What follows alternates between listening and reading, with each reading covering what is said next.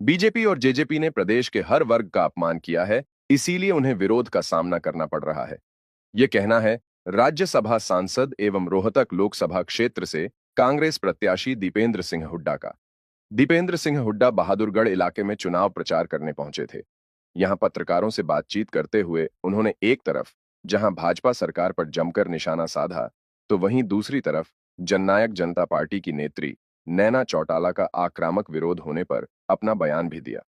दीपेंद्र हुड्डा ने भारतीय जनता पार्टी और जननायक जनता पार्टी के नेताओं का विरोध करने वाले लोगों से अपील की है कि गांव और शहरों में इन नेताओं को घुसने से रोकने से अच्छा होगा कि इनको विधानसभा और लोकसभा में घुसने से रोका जाए। लोगों को अपनी नाराजगी वोट की चोट से जाहिर करनी चाहिए। दीपेंद्र हुड्डा का कहना है कि मैं लोगों के लिए लड़ता हूं, इसीलिए बीजेपी और जेजेपी की नजरों में रड़कता हूं। दीपेंद्र हुड्डा ने रोहतक लोकसभा क्षेत्र से भाजपा प्रत्याशी अरविंद शर्मा पर भी निशाना साधा और कहा कि अरविंद शर्मा देश के नाम पर वोट मांग रहे हैं, जबकि उनकी देशभक्ति और दूसरों की देशभक्ति में फर्क नहीं किया जा सकता। दीपेंद्र हुड्डा का कहना है कि मैं अपने काम के आधार पर जनता से वोट की अपील कर रहा हूं। बीजेपी प्रत्याशी अरविंद शर्मा को भी लोगों के बीच जाकर बताना चाहिए कि पिछले 5 साल में उन्होंने लोगों के लिए क्या काम किया। जांच एजेंसियों का दुरुपयोग निरंतर किया जा रहा है विपक्ष की आवाज को दबाने के लिए, और जो कल का जो सुप्रीम कोर्ट का जो फैसला है हम उसका स्वागत करते हैं, वो सही फैसला है। लेकिन भाजपा की कार्यशैली पूरे देश के सामने आ चुकी है। ये लगातार विपक्ष के मजबूत नेताओं को निशाने पे ले रहे हैं। आपने देखा हरियाणा में हुड्डा साहब को भी निशाने पे लिया है जांच एजेंसियों ने।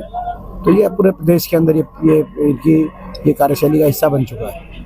जिस तरह नैना चौटाला का विरोध हुआ, उससे कुछ ज्यादा नेताओं के प्रति विरोध हो रहा है बीजेपी जेजेपी का, लेकिन आप लोग क्या कहेंगे उनको जो विरोध कर? देखिए, जो ये हम शुरू से एक ही बात मैंने कही है कि लोगों की नाराजगी हम समझ सकते हैं। बीजेपी और जेजेपी के सत्ताधारियों ने जिस तरीके से हर वर्ग का अपमानित करने का काम किया है, लोगों की नाराजगी हरियाणा के हर वर्ग में है। लेकिन उस नाराजगी को व्यक्त करने का तरीका मतदान है।